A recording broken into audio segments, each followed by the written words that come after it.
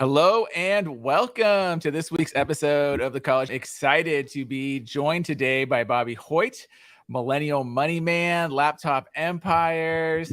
I don't know. I always view Bobby as a side hustler extraordinaire, and I'll let him share his story a little more in depth. But to kick us off, he was a teacher and he side hustled his way to being a amazing entrepreneur. And, it was a journey, and I'm sure we'll talk a lot about that today. But without further ado, here is Bobby. And if you're seeing this, you're joining us right now, please share this out, like, comment, and Bobby, take it away.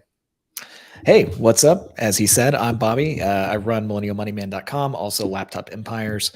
And yeah, I used to be a high school band director before I started all of this crazy online world stuff back in 2015. And I actually, I don't have you haven't had a J Money on this, have you? I haven't. That's a good one to have. No, we need to do that. He'd be fantastic. Yeah. Yeah, he would be fantastic. But yeah, so back when I was a teacher, I paid off a lot of student loan. Well, I say a lot of student loan debt. A lot of people had way more than I did, but I had $40,000 student loans after I came out of college. And I got into band directing, and I very quickly would realize that I didn't want to be a band director anymore.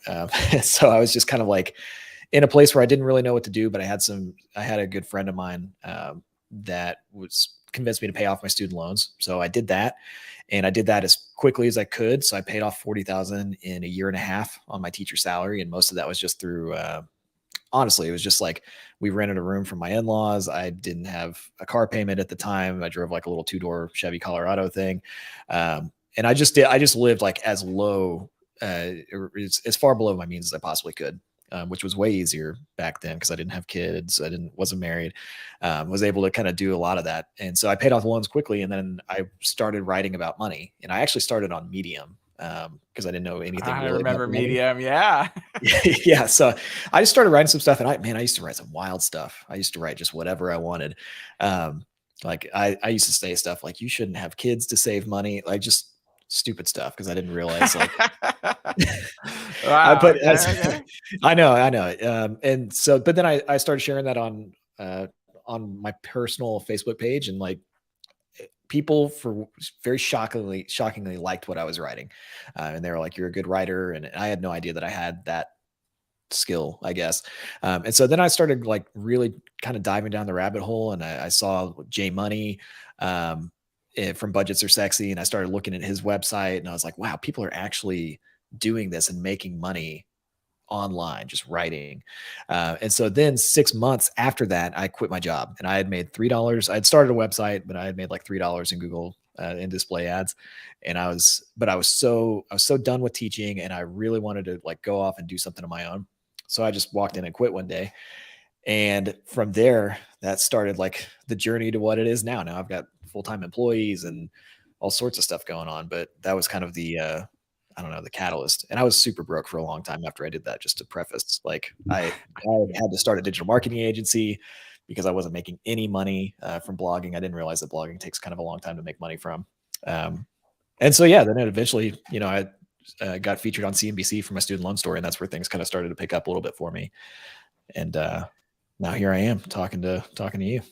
I love it, man. That is a great story because, you just ran the full gambit of struggling financially, looking for a side hustle, wanting to change your kind of life and career too, which I think honestly, the combination of both your family budget and, your career circumstance kind of leads a lot of people to side hustle. Like it's kind of like a common theme, right? Like you need money, but a lot of people are also super frustrated with what they're doing. And, the hard part is everyone, no one's not no one. I would say the majority of people, they do like what they do, but like if money wasn't an object, they probably wouldn't be doing that. Right.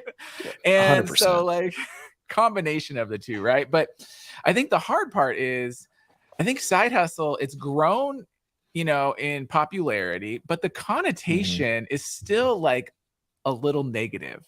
Right. Like, yeah, I'd say so. I don't know. It's an interesting thing. When I first started, I didn't really write about side hustles a whole lot. Side hustles, like what back then was like this very, it kind of had this like shady term to it. It's like a side hustle is like selling drugs on the side or something. And now I think it's picked up a lot. It definitely picked up a lot right before the pandemic, and then throughout the pandemic. You just see like the search volume for that keyword in Google has just taken off over the last 5-6 years. um, I think a lot of it now is just like people's money doesn't go as far as it used to, and that's what I see the most when people are just like emailing about. There's so many more people that just need to make some extra money somehow. Yeah. And I've just seen it pick up so much. And even like now, it's still, I mean, more and more people. It's an interesting thing. I was thinking about it before I came on. It's like more people need side hustles, but also at the same time, because we sell a lot of products. So in Millennial Money Man, we have a few info products. We sell laptop empires. We sell a product that teaches people to run Facebook ads.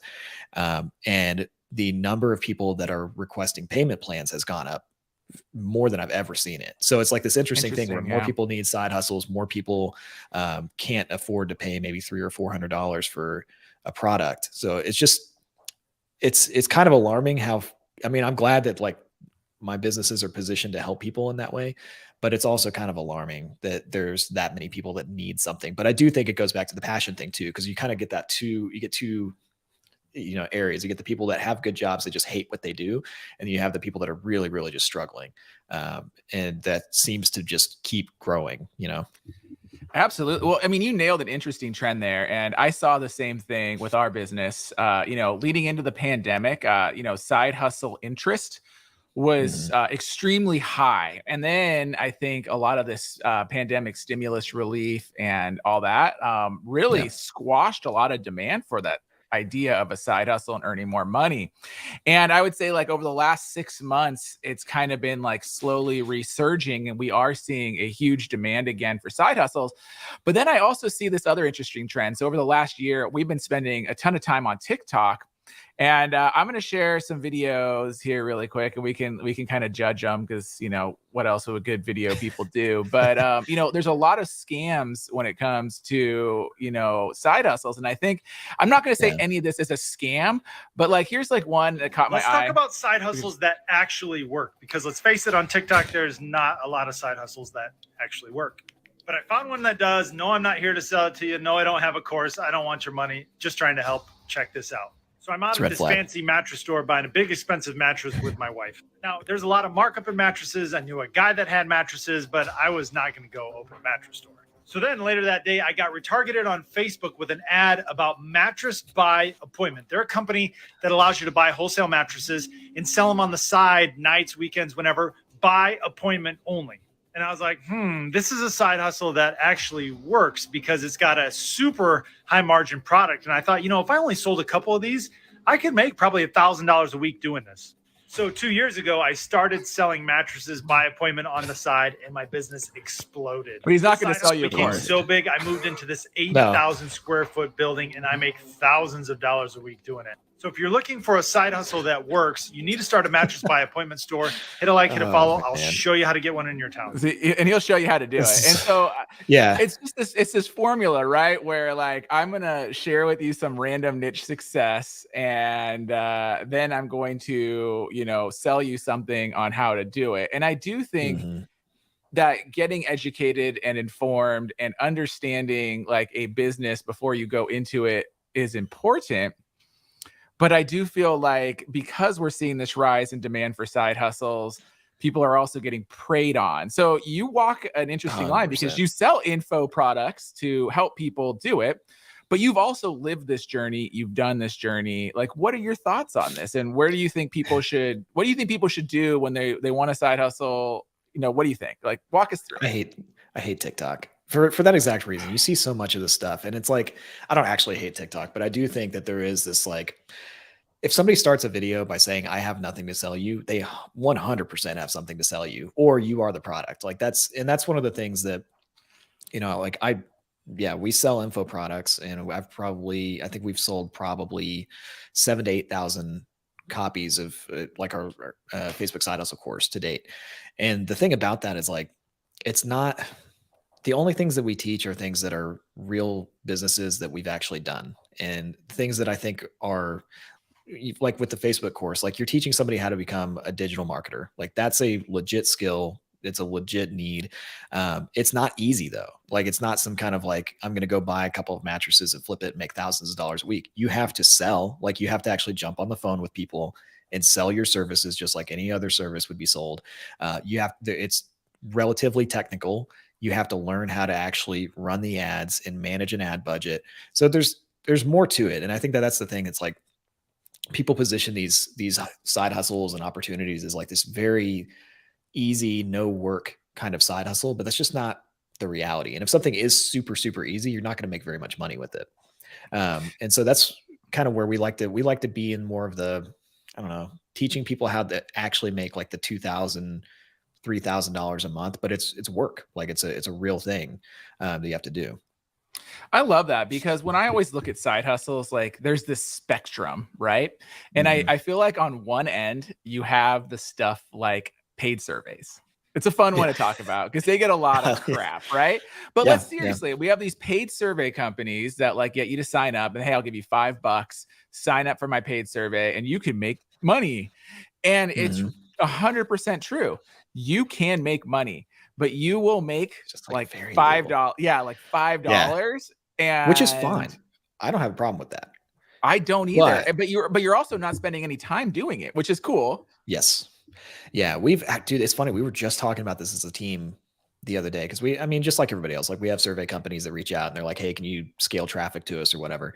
And it's always such a hard thing for us because we make money by promoting surveys and because people search for that. Like there's a lot of people that want to take surveys, but I think there has to be an honesty about it. Definitely has to be an honesty of like, this is not something where you can make significant money. This is essentially a game that you're playing. Like that's the way that I look at them. It's like, if you're bored and you want to do something instead of play, other than playing like Candy Crush, like if you're a person that does that kind of stuff, then sure, you can take some surveys and like make some money. Another good example is like my mom loves the survey thing. Like she sees it and she's like, oh, this is fun. And she sits there at night and she just like does surveys. That's like a different thing than saying like you can take surveys as a legit side hustle to make, because the people that generally search for that term are usually pretty desperate. Like they need money like right now. And yeah, I mean, it could be marketed pretty badly. It could be like, yeah, this is your way to make a bunch of money quickly, but you just don't make very much money. It's like almost nothing. I mean, that's okay if you're into it. I used to be the survey guy when I was in college. I'm going to date myself here. And Amazon Mechanical Turk had just like come onto the marketplace, right? So I used to sit in college during my lectures, and this was back when like all those CAPTCHA things, like where you had to like choose the shape, like the machines were still trying to learn this, so they were outsourcing that stuff to like Mechanical Turk, and they'd pay you like 5 cents every one you'd complete. So I'd be in class and I'd just be like, oh, penguin, oh, this, while the lecture's going on. And like, I'd make like $3 every single class. But you know what? Like I was helping me buy a soda. I was helping, and I was like, I thought it was great because like when you're a college student and like all I wanted to do is get like a Coke at lunch. And like, if I can get like $2, like I go to the vending machine and I feel okay. Right. So it serves a purpose. Then I think you have this like middle ground of things like that, like, they could earn a little money. They have the potential to earn more money, kind of how much time you devote. It's very much like dollar per hour. I think of things like rideshare, delivery, even things like freelance writing. Like the more time and effort you put in, and it doesn't take a lot of, you get better with practice, I guess I should say. So it's not skill-less. Like, you figure out how to maximize your earnings, but it kind of takes like 100% correlated to time equals dollars as you get. I don't know. Yeah, no, I agree with that. Cause like we actually have a proofreading course. We have a freelance writing course. And the only reason we actually have that is because my head of content, who's a full-time employee, like she had a proofreading business and she had a freelance. That's how I hired her. But I would say like, those are ways to make extra money. Freelance writing, you can make a full-time living at that, but I think it's a tough living to make it that way. I personally wouldn't try to do that as a full-time job. Proofreading, I don't see that as a full-time job at all. That's a way to make, again, $1,000 to $2,000 a month, which is fine. I think that those things are, it's the same thing. You have to sell, right? Like, and that's the thing about all of these side hustles that are legit. You usually have to sell some type of service. You have to learn the skills of actually like trading your time for money. And it's mostly freelancer based stuff. I like to stick in the freelancing space Well, because I think and that's a that's good where place. yeah, and I think that's where you get to is like you get to like trying for dollars to then like to be like a really well paid and or high end freelancer, freelance writer, things like that. It starts to blur into pseudo entrepreneurship and then even real entrepreneurship. I mean, like you are your own business. So like I think on like the one end, you drive, you get paid, you go, you write an article on Upwork or Fiverr, you get paid, you move on. And it's not super scalable at first until you build that skill set, that network, you get better at what you do. Cause that was my thing. I actually, one of my first side hustles was flipping stuff on eBay, but then freelance writing was actually the thing that really got me going when I started blogging. And I would freelance write to the tune of $1,000 to $3,000 a month, but I was doing it $20 at a time.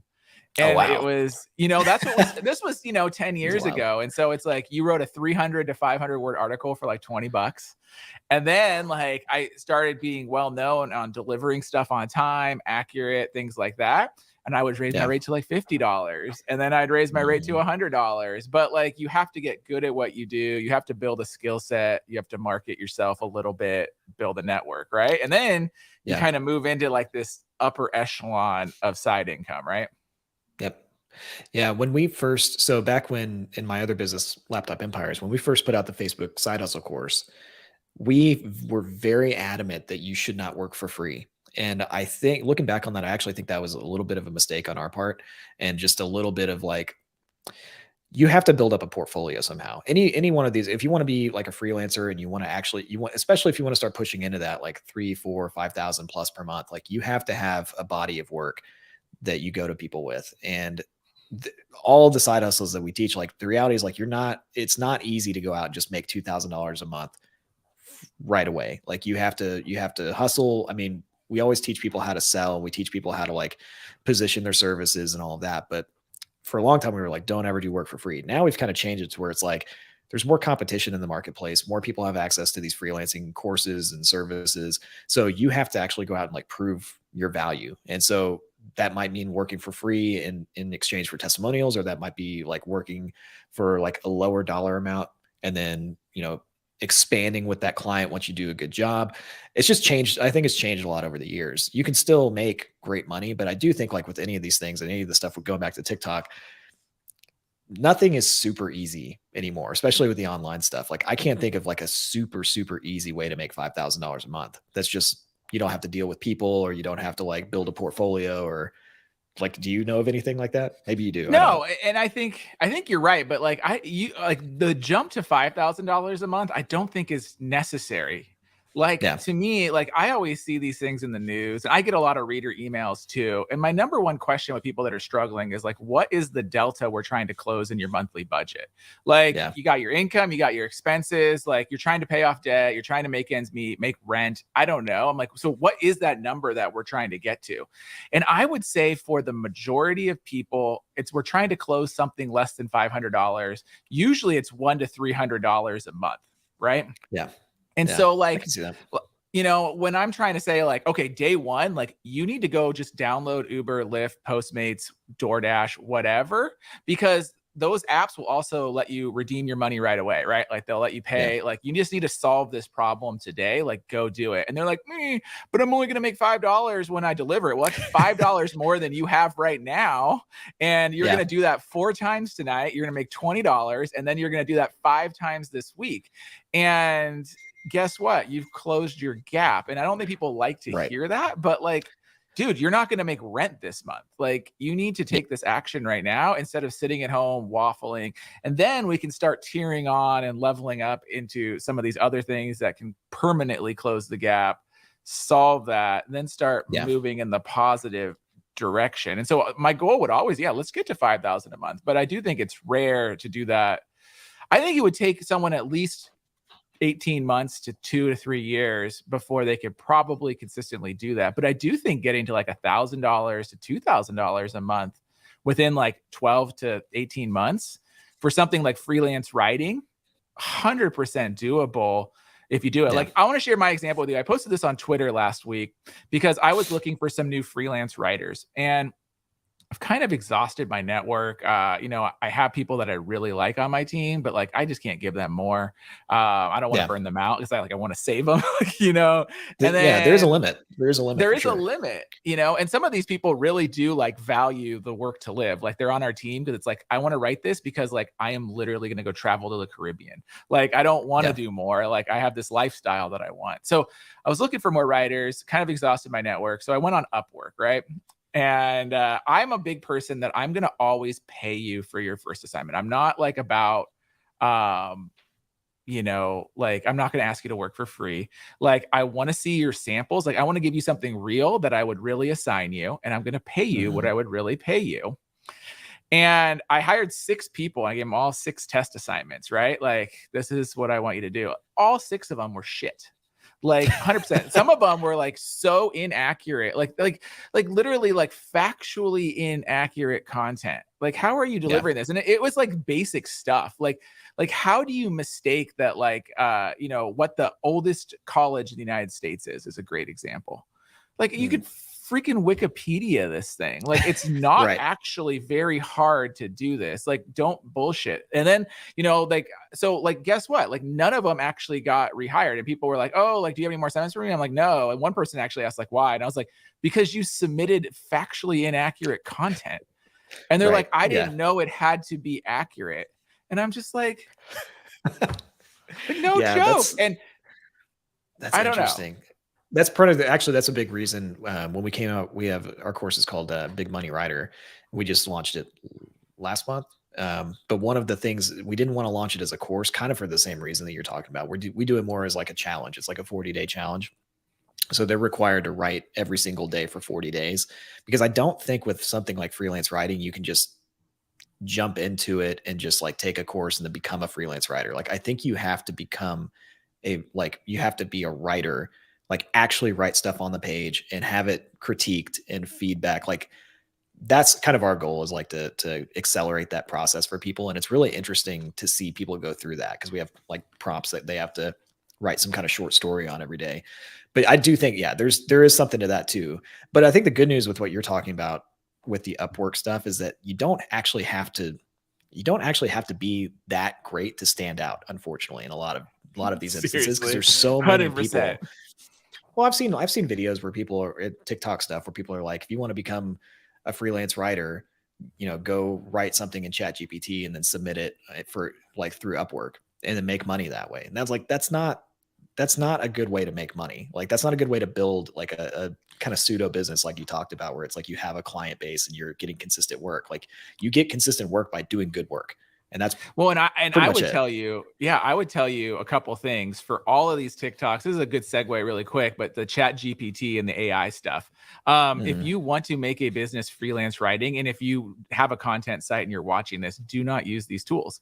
So, you can use it for like an outline or something like that, or brainstorming ideas. But like, remember, these are language learning simulators. So they basically go on the web, they find all the information, and they like compile it all together to deliver you a result. So I have tried, I mean, it made headlines like a month ago with like CNET and Bankrate and all these companies like getting in trouble for inaccurate content. We've tried it, same thing. Like it can't tell you that like for example, I was asking it to like, you know, create an article on IRA contribution limits. And it like every like line, it like had a different IRA contribution limit. And it's like, I think it was like pulling different years and didn't know if it should plagiarize itself and all this kind of stuff. So it's like, you can't trust it.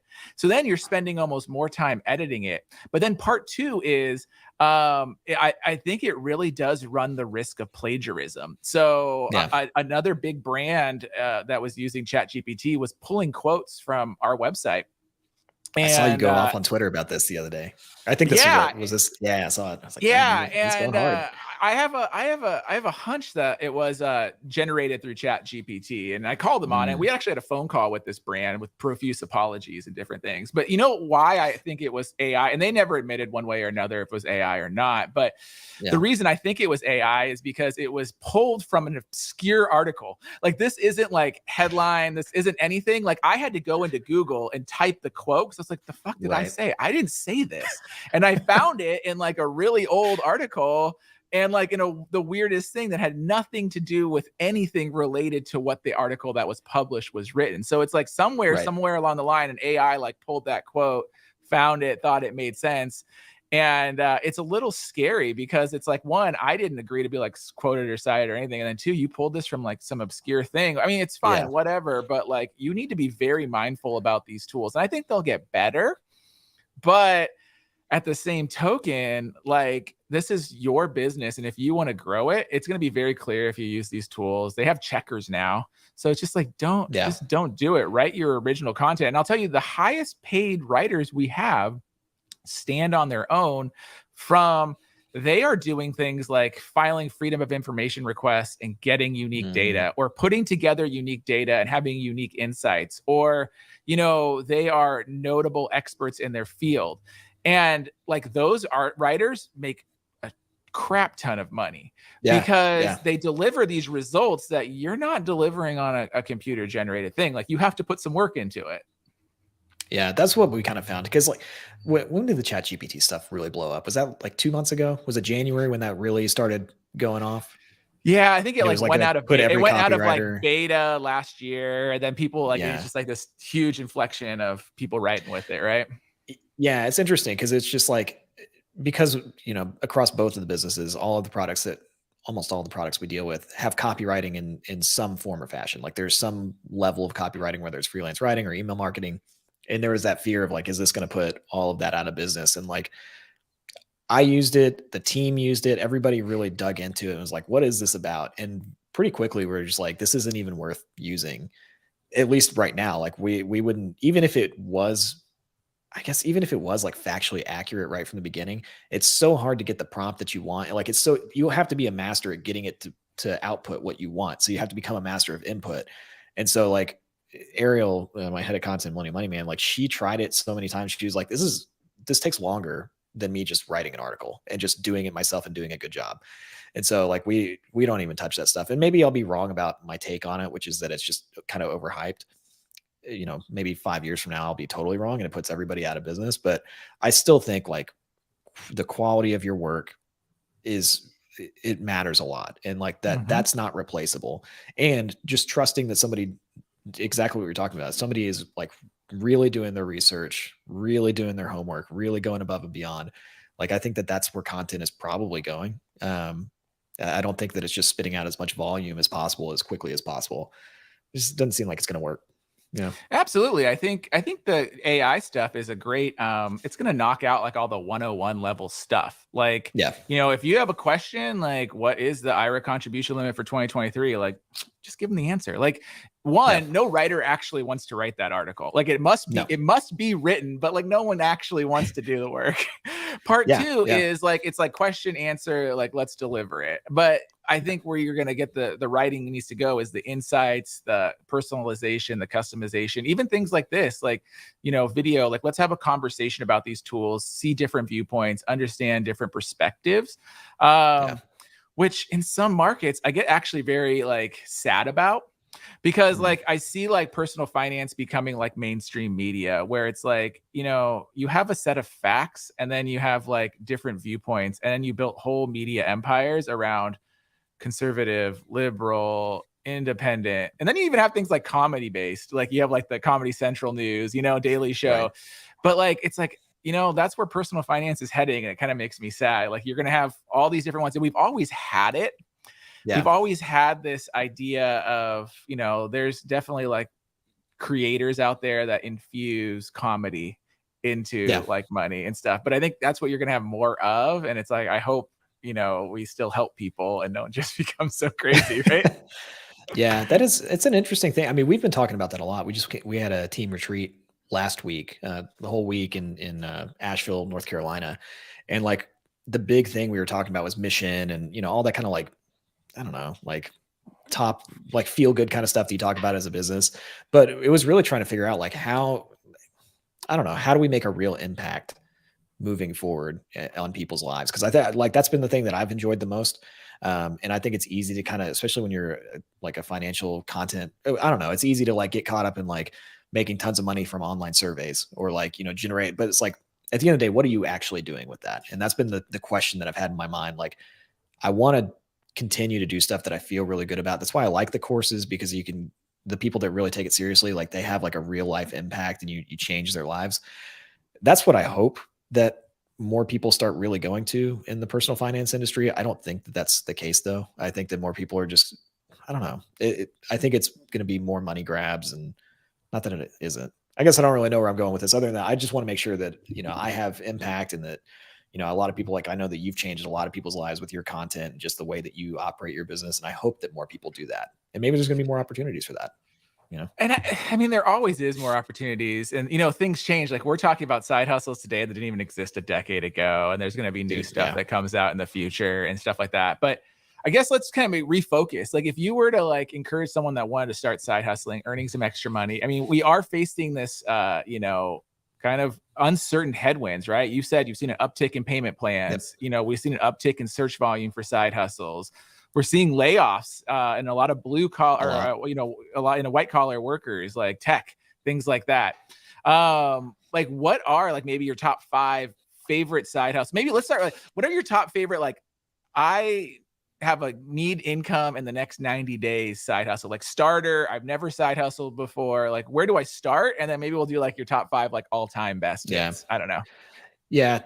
I would say honestly, like, surprisingly, like shockingly, the driving stuff has hung on longer than I thought it was going to. And the grocery delivery and like Instacart, all those things. I think that those are probably the most accessible way to make decent money. Just like we talked about, where it's like, if you need to make like $100 to $500 a month, you can go and hustle, and there's still somehow demand. Like there's a lot of demand. And I mean, you look at these companies and what they're putting out, and the stickiness of like the delivery, and that it stuck somehow. Like I really thought that after the pandemic, it was going to just like all wash up, and I guess people are just lazy and like to order things and get it delivered. So I think that if I was looking at like, what's the best way to make that 100 to 500, that's probably my number one, just any of the delivery apps. And then I also think I really like flipping stuff. Like I actually look at the furniture flipping and the eBay flipping stuff is still pretty viable, not to get rich, but like, every week we have people that drive down our street and like go through the stuff that we throw out, and they're going and they're selling that stuff on Facebook Marketplace. And like, you have to hustle to do it, but that's a real way to make money. Well, I'm going to stop you right there. I think that's great. And I think to me, there's 2 things. I love flipping. I have 2 things listed on eBay right now. Like I've been flipping. My eBay account started in 2001. I've been doing it for over 20 years of selling crap on eBay. And like, it just never goes. Like you have a bug, you see it, it's easy to flip. It takes 5 minutes. You can do that. But where I also like to challenge people is start in your house. Like don't try to even get on to like yard sales, Facebook free, buy now or buy nothing groups. Like, what do you have in your own home right now that you could sell? And I guarantee that you have a lot of stuff. Some of the things that come to mind are CDs, DVDs, collectibles, clothing. Do you have any designer clothes you don't even wear anymore? Maybe they don't fit anymore. Household stuff.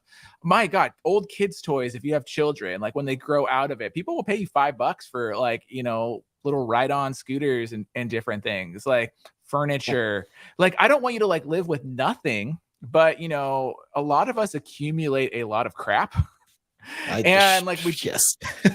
just don't use it. Yeah. And so that's selling that, especially when you have a kid, man. Now that we have a kid, we have so many toys. And I talked to my wife about that yesterday. I was like, we have to like offload some of these, and we're going to donate it. But like, I totally agree with you. And I like what you said too you said sell it for $5. Like I feel like everybody feels like they have to go for these like home runs. Like I've got to make $100 on this thing or 100. It's like, if you can do some volume and get good at it. Like I have a friend that he makes, I don't want to say an exact number. He makes several $1,000s a year just flipping shoes, and not like the sneakers that are behind me, like the popular stuff, like dress shoes.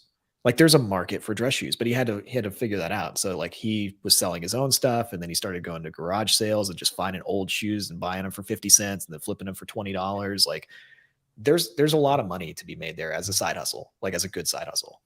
Yeah. I mean, I'll share. I was making $2,000 a month as a side hustle, and that was my profit when I was in college doing this. And so I started with my own crap, just exactly what I said. I used to have like an old Super Nintendo with all the games. And then I, I had old Magic the Gathering cards and like just stuff that like you accumulate over time. It just stayed in a drawer and I didn't use it. And then I started going to garage sales, estate sales, and I'd focus specifically on things I knew about, right? So I started electronics, collectibles, trading cards. And this was before like, some of this stuff was hot, but it was really easy to go do, because the cool thing is you can do this on your time schedule. You can go and, you do have to go to a garage sale and estate sale, but typically they're on Thursday, Friday, or Saturday, Sunday. So usually one of those days works. You can list stuff at eBay at midnight, because I would consistently do that. I was working, right? So I'd go to work, I'd come home, I'd hang out with the family, and then at like 9:30, I'd go and list things on eBay. And then on the same thing, the packing and shipping, when it's sold, I would do that at night, like late, and then I would just drop it by the post office on the way to work. So it's a cool thing that you can do that fits in your time frame as a side hustle. Yeah. No, I think moving on from those ones, because that's like I don't know. With the flipping stuff, it's interesting that like flea market flippers, you've seen them. I love those. I love those guys. I love them too. Oh yeah. God, they're awesome. But they're selling like stuff. 10,000. Well, they sell like freaking ovens and like. Yeah, they're selling like professional. I was about to say like, you can turn that side hustle into something where you make a lot of money. It does require capital though. And that's where it comes down to, like, if you're going to go that route, like you've got to build, and it takes a long time, and you're not going to just become, you're not just going to make like a 50,000 a year flipping things quickly. Like that it takes skill. But I think, kind of moving on from like the lower side hustles, the ones where you can start to make the 1,000, 2,000, I like the ad management stuff. And I'm going to say this, I have courses on most of these things, and I want to preface this with like, the reason that we have courses on these things is because I believe in them and I know that they're good things to do. Not just that I have courses on them. So I'm just putting that out there, but like the ad management stuff is good. That's how I started making money. Because I was broke doing the blogging thing, and I was like, oh, you don't actually make any money. So I started, the jeweler that made my wife's wedding ring. I just reached out to them and asked them if they needed help with their business. And so their blog was really bad at the time. Their website was really bad. They weren't running any ads, and I didn't take a course or do anything. I just started working and figuring things out. And fortunately, like, they gave me the space to be able to do a little bit of that. But it pays really well to do like marketing, especially for local companies, because it's all stuff that's not like super, super difficult. You don't have to get really like in the weeds with the data and like retargeting and all of that. Like, you're really just running, like if you're running Facebook ads or something like that, you're just doing a geographic, like the copy is very simple. You're just doing local targeting in a radius. It's all simple stuff. So I like that one. I do like all the kind of copywriting ones, the proofreading and the freelance writing and those things. I like bookkeeping a lot. That's a good one. Yeah. I think bookkeeping is great, because every business that does any amount of revenue that's like significant, they need somebody to help with the books, unless they're just really good at that on their own. And there's not a lot of good bookkeepers out there, I feel like. I'm sure there are, but they're kind of hard to find. I don't know how you do. I'm sure, do you have you have a bookkeeper, I'm guessing, right? Like, if your accounting firm does that. Yep. Uh-huh. Yeah. So, no, and that's the thing. So I would say that bookkeeping is actually a great springboard, that you can be a bookkeeper, and there is a niche for just bookkeeping. And I have someone that just does bookkeeping, and then I have the accountant that does the tax preparation and stuff. And sometimes they're connected. Sometimes they can be the springboard. If you like it, you get into that. Sometimes I've also found that a lot of bookkeepers can like do more contract work for accountants. I don't know if you teach this in your course, but I've seen this a lot in tax season, where, people will come into the tax office and just dump down a ton of forms on them. Yeah. And like the same person that does the bookkeeping can like literally turn that into the P&L statements and things for the accountants at tax time, for a fee, of course. Right. But anyways, yeah. Well, yeah, it's just, I like that one, because there's a lot of different niches that you can work into. Like, you can become a bookkeeper that just specializes in e-com businesses, or just because there's industry knowledge, and like, you do have to have a good understanding and foundation. Like, if you have a good foundation of bookkeeper, you can do the books for probably about anything. But it is I think it's simpler in that line of work to like really niche yourself into just like working with a specific type of client and scale. And I think that one pays well. It's a pretty technical thing, so you can command some pretty good prices for it. And there's a lot of work opportunities too. Like, I went through this journey with bookkeeping where like I could not find a good bookkeeper, and I had a good accountant, but they were always trying to find a good bookkeeper. And then they would like kind of go through people. And then at one point I actually hired a bookkeeper from the Philippines, which I would say was a horrible mistake that I made. And so now I have an accounting firm that handles all of it. And they hire bookkeepers, but they always need bookkeepers. So I think there's a lot of, I think there's a lot and there. I think, and I was gonna say too, like you have, I also think you need to look at your personality. So I think when you do like bookkeeping, you know, it is a lot of data entry and like categorization, things like that. But you can do it for e-com businesses or online businesses. And like all those businesses are going to be very comfortable with you being remote. Like they'll send you documents, you'll never have to see them. But then there's like this whole other world. And it kind of is tangential to what you said earlier with like ad management, is that there is this world of small businesses out there that are like contractors, plumbers, trades, whatever, cleaning companies.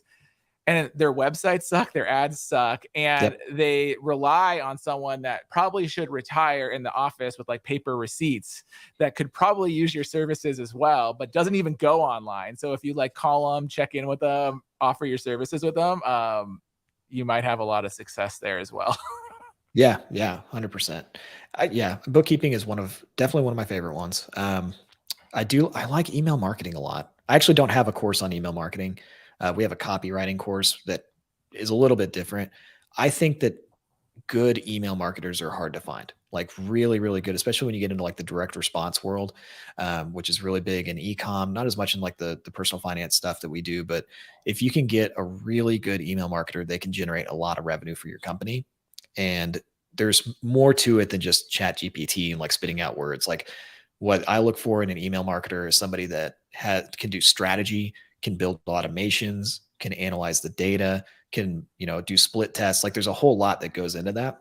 And so that's one that I see is like that one pays really well.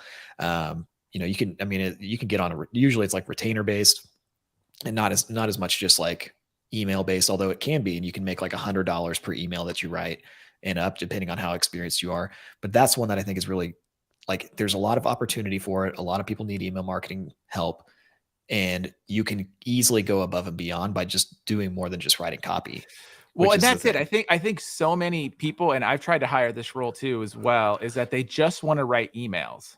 And it's like, I don't need you to just write emails. Like I need you to come up with a strategy that starts with like the ad and or the website opt-in, delivers through the email that delivers on that promise, and then split testing, some data analytics, like what's converting, what's not converting, have a deep understanding, and then like can iterate on different versions of that. But it all has to connect, and all of them are just like, well, I can write you like 7 emails. And it's like, no, that's not going to cut it. Help. Yeah, that doesn't cut it. That is one thing that ChatGPT, because email is different than the blog post stuff that we were talking about earlier.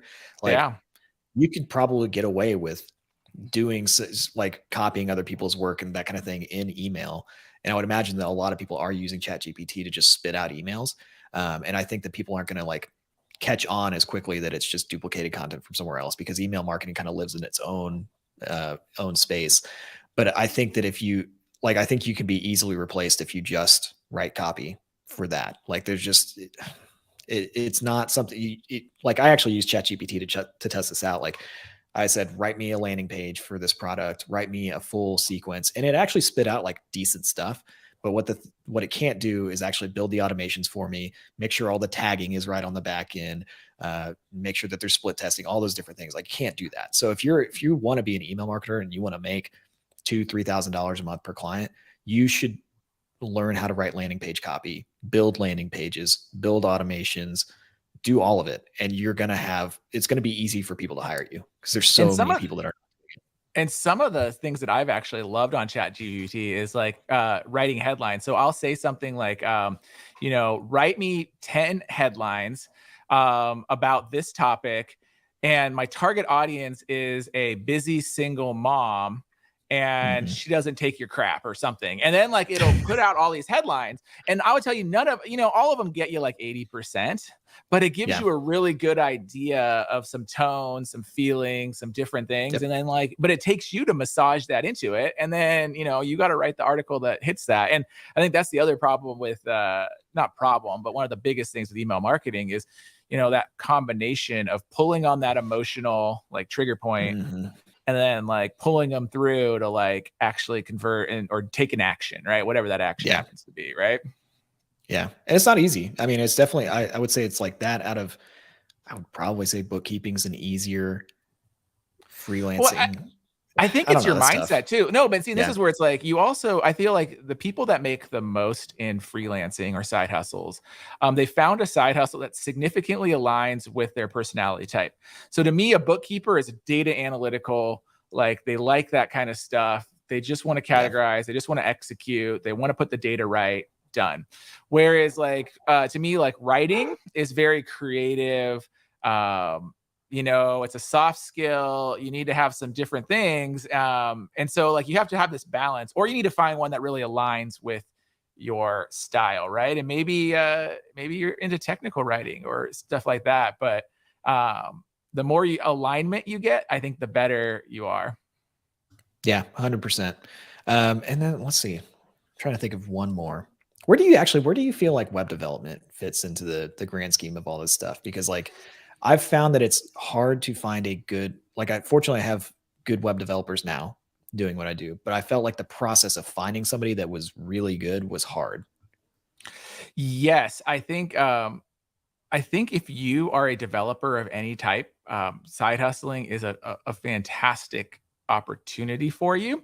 And I think there's different levels of this too. Like if you have enough skills to be dangerous and can make a WordPress site and follow some basics of SEO, like you could sell $500 to $1,000 websites to small businesses all day. There are plumbers and trades and all these people out there that have the world's most terrible websites. And it's like, we were recently remodeling and doing some work, and my God, it's like, I can't find anyone. And I'm like, these guys, like, all they have is a phone number, and it's like, they don't even have it. And they're very good at what they do, and they could like make so much more money, but like they don't have a web presence. And anyone that's under 40 is probably only going to be looking for you on the internet.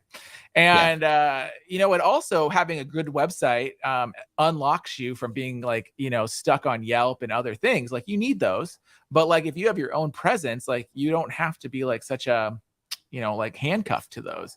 Right. Yeah. And so I think if you have a basic skill set, there's a huge market for you. And then I think if you have a very technical skill set, like there's a market for you as well, because like we're trying to develop some interesting web app stuff. And it's like, I know enough to be dangerous. I could tell you exactly what I want, but I don't know necessarily the best architecture and stuff to deploy this, like what language on the front end, back end, yada, yada, yada. And so there's definitely a skill set that's there. And honestly, like for what I need, like I bet you if you're like a developer at Google, maybe someone's watching this, you can reach out to me. But like if you are, you would probably be like, oh dude, I can make that in like an afternoon, right? And I'm like, well, I'd probably pay you several $1,000s for you to make this whatever in the afternoon, because like I know exactly what I want. I could tell you what I want, but I don't have that technical know-how. And I could do it, but it would probably take me 30 days, have a bunch of errors, and I'd have to troubleshoot it. But like if you have that skill set, like you could make thousands of dollars and very quickly probably, but you gotta put yourself out there and try it, right? I don't know. Yeah.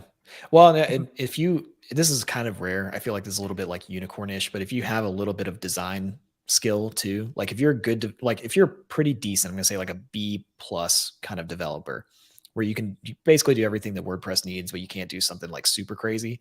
But if you have a little bit of an eye for design too, you can do well with that and kind of sell things as like a all-in-one, one-stop shop. And I think that's really good for the local websites like you were talking about, because most local websites look terrible. Like they just look awful.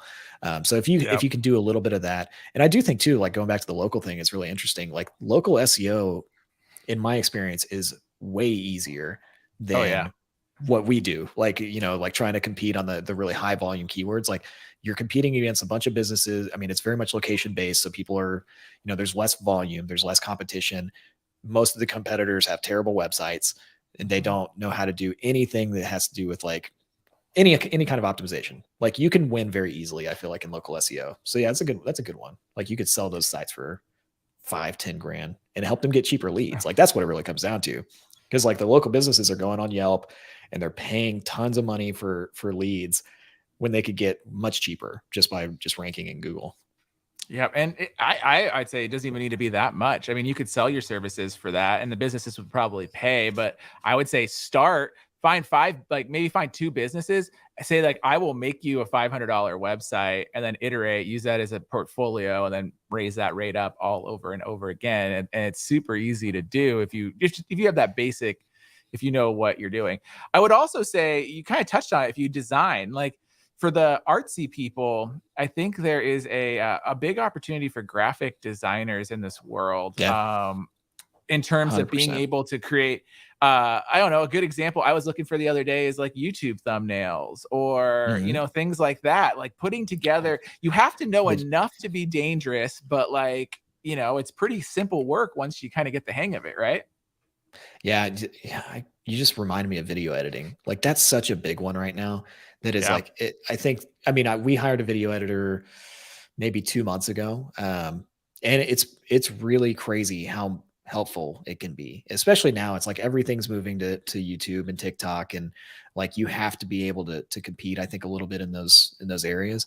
And I can use CapCut or what, I can use like the video editing stuff, but as a business owner, I hate using it. Like I don't want to Yeah. spend an hour trying to do jump cuts and put text in and all of that. And I think that like that TikTok style video, like the, I don't know, like the Alex Short Hormozy format? style Yeah. short format with the text that you see all over the place. Like that's not hard to do. It just takes time. Like it's sort of tedious, but if you can be a really good editor and be creative, you can make great money doing that. I don't think that the opportunity is going to dry up there for a long time. No, Like, I think and that's the thing is the platform's going to change and the style is going to change. But if Yeah. you can understand, and even as we've seen this evolution, like the style changes, it used to be like straight this, and then there was a bunch of jump cuts, and then there's like zooming, and then like, who knows what the next like trend's going to be. But if you can just pay attention enough to the trends and like put together some videos, and honestly, if you're in like, what is it, like Lightroom or one of the tools, I don't know. Like you could probably template this, and like once you do it a few times, you could probably roll a bunch of clients right through it, and you're even making more money for less effort, right? Yeah. Yeah. It's interesting just talking through this. Like when I first started, well, I started in 2015. When did you start College Investor? 2012, 2009. 2009. Holy crap. I know, right? The sheer number of just like opportunities to make money online is crazy. I think right now it's like, you can jump into any one of those. You can find some course, or you can find a tutorial on YouTube or whatever. There's a lot of ways to do it. I think if you just have some kind of like the biggest thing I'm taking away from this conversation, if you just have some level of like, I'm going to work a little bit harder than everybody else and over deliver and just, do more than other people are willing to do. There's a lot of money to be made, and whether it's $100, 500 or more, Yeah, I would say, okay, let's, we're getting close to the top of the hour here, but what would you say, and I'm going to share mine after you share yours, but what is the most unique or craziest or oddest or just outside the box side hustle that you've seen to date? You think it's thing. I don't think that's even that uncommon these days. Like OnlyFans I don't know, is like it's a big thing now. I know. It's the weirdest one to me because what's weird to me? The level, because we've surveyed the Millennial Money Man community about this and like sent emails out about it. And the sheer number of people that are willing to do it is crazy to me. Like I always thought of it as like, oh, this is like something that, somebody does and they don't tell anybody about. People are like super open about it. Oh, I'll take feet pics all day and I'll share this and I'll get on OnlyFans and do that. That part has been wild for me to see because like, I don't think people care as much about like protecting their, like, I don't know. I think that they're willing to just put anything on the internet more. So realize OnlyFans, I just had to Google it really quick. OnlyFans last year paid out $3.86 billion to creators on their platform. $3.8 billion. So, I mean, if there's a thing, it's rule 34. I mean, it's rule 34. We'll just leave it at that. You guys can Google that if you don't know what that is. I don't know. I'm gonna have to Google that, but okay. Yeah. So that's not the weirdest. It's not the weirdest one. It's the weirdest one to me. So the volume of people. The weirdest one that I've actually seen, like this isn't even a side hustle, but there's a lady that makes, I think it's like she makes several $1 million a year just making slime on YouTube. Like that's all she does. Like there's so many things like that I think that's a slow burn. Like that's something that she probably started years ago making slime, and then she posted the videos on YouTube. But there's so many weird things like that where you can build an audience around it And there's so many vehicles right now for building an audience that you can kind of do anything. And it's like, that's I think the biggest difference now versus maybe 10 years ago. Like there weren't as many ways to build an audience around some kind of weird niche thing. Now you can kind of do it around anything. You can do it pretty quickly with the reach that everybody's getting right now. So and you sell it, right? So I think it's that combination is that we live in a day and age when you can transmit stuff, whether it's email or ship stuff anywhere for relatively inexpensive. And then you can communicate out and you can build communities. And it's very, I wouldn't say it's easy to build communities, but the tools, technology, and way to create a community is much simpler than it ever was. And you can build it across the world versus like, having a hometown meetup or something. I would say the most interesting one I've seen, and I was on a podcast with them. It's a mom and son, and this was last year. And the son's side hustle is that there is a unique type of cockroach that's only in their area of Alabama. I'm not even joking to you. And it's like a thing.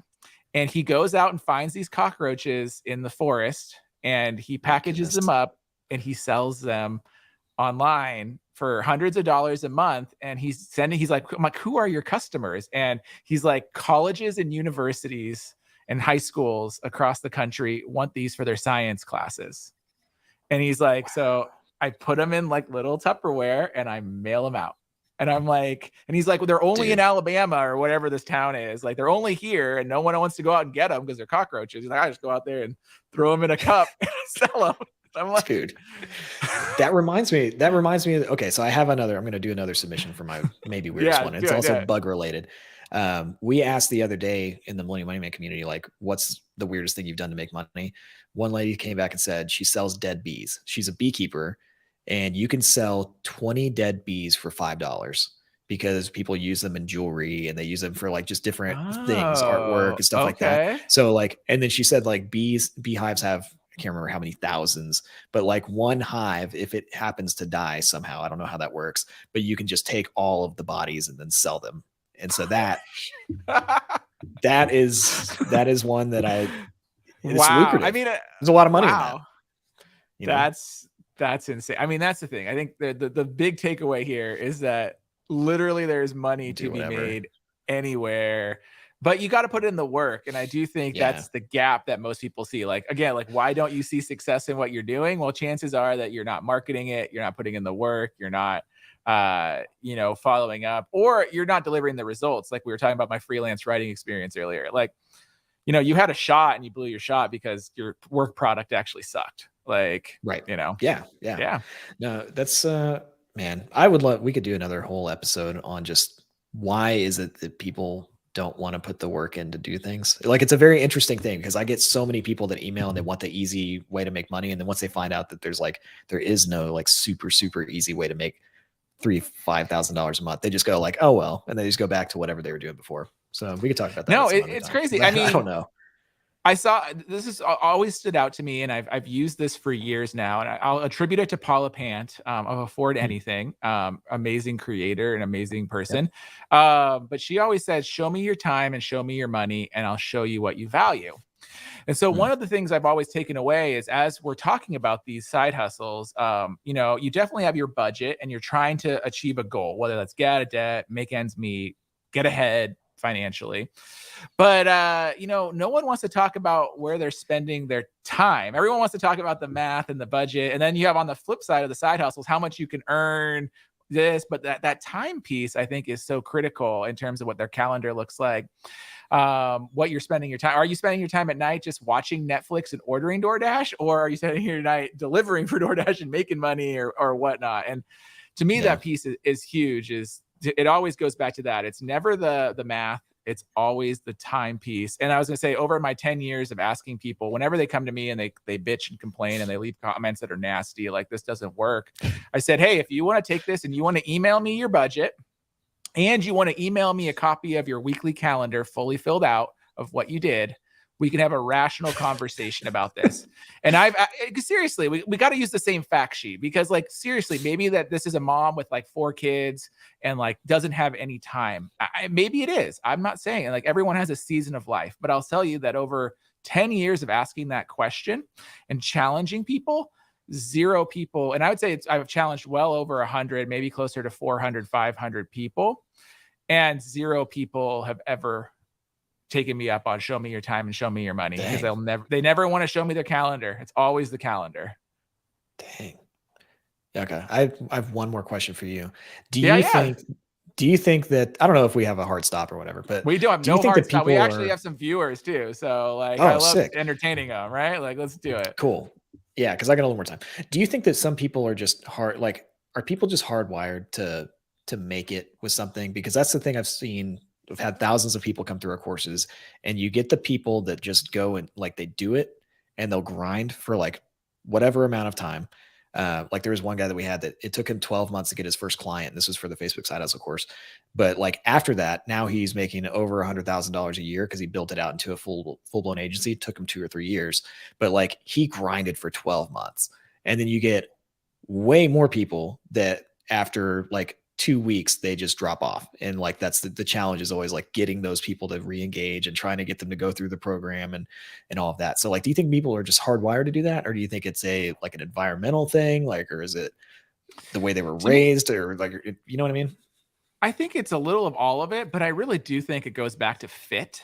And that you have to find something that aligns enough for you to stick through it. Like whether that's your personality or where you're at in life or what you like to do. Because like, I'll even say like on the College Investor, right? Like I made zero money from 2009 to 2011. And I still put out maybe 100 articles and wrote and was trying to do the work. But why did I stick through it and grind?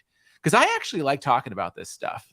I like writing about money. I enjoy it. It's fun. It also intersects with some other passions. I'm a little technical. I like the website stuff.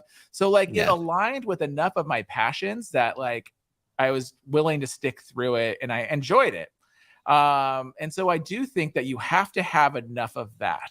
Like you don't have to be like, this isn't like the grandiose, most wonderful thing that's ever existed. Like this doesn't have to be that. Your side hustle doesn't have to be that, but you have to have enough passion, and or you need to have enough I think some people it's passion, but some people it's like drive, like I'm going to do it. So it's whatever that is for you internally to like be able to put your head down and get through those first 6 months, 9 months of work, of slogging, of like not being successside think I've told you my baseball analogy, right? I don't maybe. So like I view all of this as like like side hustles, blogging, whatever you want to do as baseball. I kind of like to share this with like, especially beginners, new people. And what I mean by this is that when you start playing baseball, you start in T-ball and everyone sucks. No one hits the ball. It's even on a pole and the kids can't hit the ball. You stand in the outfield. Everyone's bored. Kids are like picking their nose, looking the other way. Like no one knows what they're doing. It's just terrible. But you go out and you try and you listen and you learn. And that is literally whenever you create your first piece of content or your first side hustle, that is it. It doesn't matter. Like everybody's first piece of content was like that. Like it just sucked. Then you get to the next level and like maybe a couple more times you're hitting the ball. Still not much happening, but you're getting better and you have to keep having these at bats. Then you get to like, actual like real little league where there's pitchers and stuff and a few more kids are hitting it. And, you're getting better and better. And maybe you make it all the way to the majors. But like there's like, you have to stick through this time. Like these kids started when they were 6 and 7 and now they're in their 20s. So they put 10 years, 15 years of work in. And the best baseball players out there, the best ones, they're batting 300, 350. Right. That means they still miss 2 out of 3 times they go up to bat. Like it's not like, not that they miss, but like it doesn't go anywhere. And that's the world you live in. And like even us as content creators, like I think I'm better because I put in all this work. I still miss 2 out of 3 times. Maybe I miss probably like 4 out of 5 times, but like you have to keep having these at bats every single day. You got to keep putting the work in every single day. And there's 2 things that happen. You just have more attempts. So like when things do succeed, you've had so many attempts, like you have a shot to have it succeed. And every attempt you get better and you get a little more experience and you learn a little something and you just have that practice. And so I think that's kind of my analogy, but I think that goes to like literally all of this, that you've got to have the attempts, you've got to have the at-bats, you've got to try, and then you will get better just from trying. And then you might get a home run every now and then. I don't know. Yeah. Do you think people should still start blogs? Totally. 100%. I Like, think do you think niche site, like, or what do you, because I've been debating this with myself and with a team lately of like how much do we promote blogs?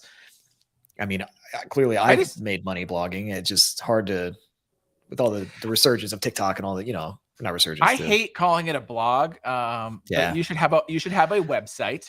I would say no matter what you do in this world, you should have a website, and I you agree should with view that. that as your home base, even if it's just your first name, last name.com, and like the only thing on it is like your LinkedIn page. Like I just start somewhere.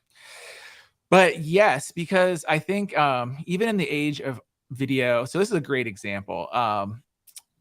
Even when the age of TikTok, there's this TikTok guy out there that promotes a life insurance product that is terrible. And he sells it as an investment Yeah, you talked to product. me about this. And yeah, but no, so like he scams. It's not a scam. It's just, it's not the right product. It's missold, and Mhm. it's leading people along, like a bad path. And so I think we wrote about it. And so like, I didn't make a TikTok video or anything about it. I just wrote about it and said, this is like, I created a whole article. Like, this is what the product is, and this is why it's not a good fit, and this is what you should be aware of. And the search volume, the amount of people searching for this on Google was phenomenal. I'm talking like 1,000+ people, visitors a month to this article. And the Nice. only way you would ever actually even put this search term into Google is if you watch the video. So that to me tells me that the web still has a very important presence in the world, and having a static website and a place where people can read information is huge, because like you can't teach this stuff in a 60-second video, and some people aren't visual learners too. Like I will tell you, I have a Venn diagram that I keep of like, there's readers, there's listeners, and there's watchers, and it makes a Venn diagram where they all do overlap. But there's people that prefer to consume their content in written format. There's people that prefer to listen, and there's people that prefer to watch. And they don't overlap as much as you think. So I think you need to, if you want to reach an audience of people that read, you've got to have written content somewhere. So okay. Yeah, it's one of those things. Like I've promoted blogging forever. Yeah, but I've really wondered lately, like you can start like the very specific website on like barbecue grills, and like as a quick, I'd say is like a fast-ish way to make money. Like I just don't feel like it's there anymore. I do agree, everybody needs a website. But I do think it's hard to compete sometimes now. But because like I would tell you that like if you want to start an article about a website about barbecue grills, you're right. You will not be successful unless you show the world that you literally know everything there is to know about barbecue grills. And then but part two is like, so how do you make money on a website? I think everyone's kind of like, well, how do you make money on a website? Well, you can sell your own product, or you can sell other people's products. And like, I'm guessing in like a barbecue grill example, you're going to sell barbecue grills and accessories for barbecue grills. But this is it.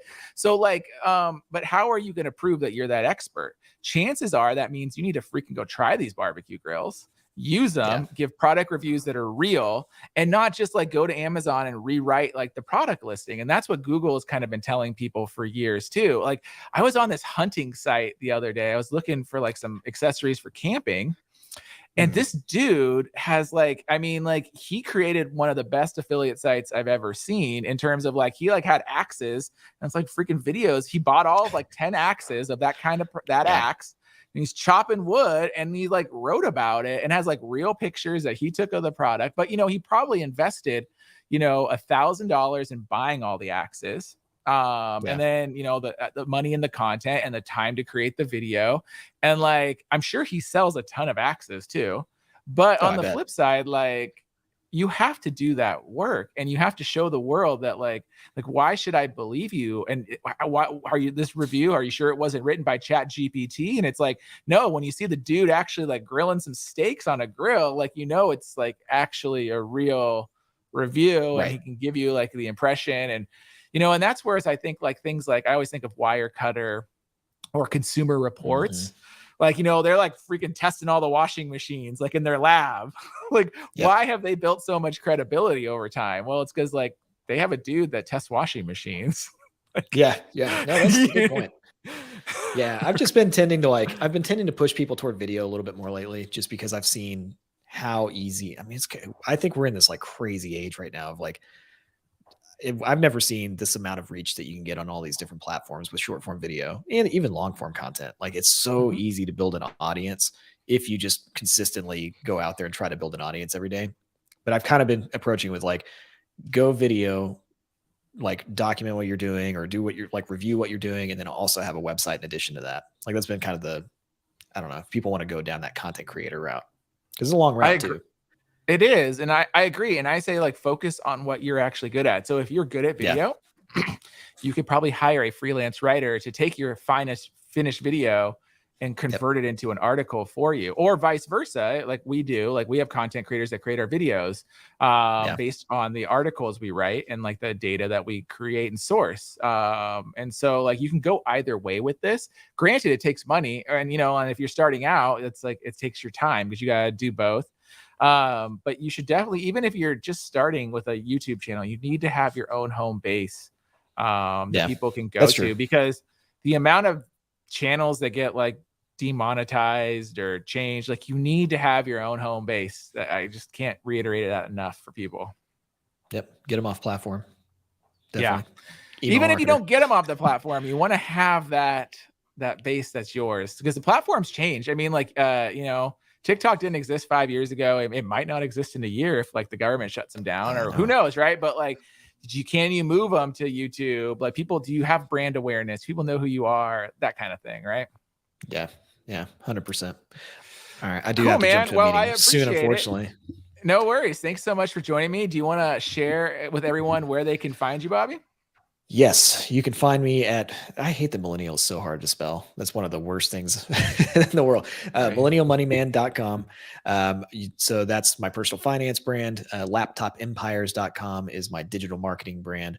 So you can find me there. You can find us. We actually have a pod. We need more people to follow a new podcast that we put out for Millennial Money Man. It's called Questionable Decisions. It's we're hurting on the subscriber numbers, but it's a fun show. And we talk about questionable financial decisions that people have made. That's all we do. We talk about it, but it's me and the Millennial Money Man team. So yeah, questionable decisions, millennialmoneyman.com, Laptop Empires. That's where you can find me.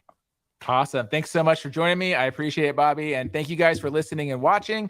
We'll be back next week with another fun special guest as we answer your questions and talk about, I think next week we're going to talk about being a millionaire. So that should be a fun one. So hopefully you guys join us. Awesome. Thanks, everybody.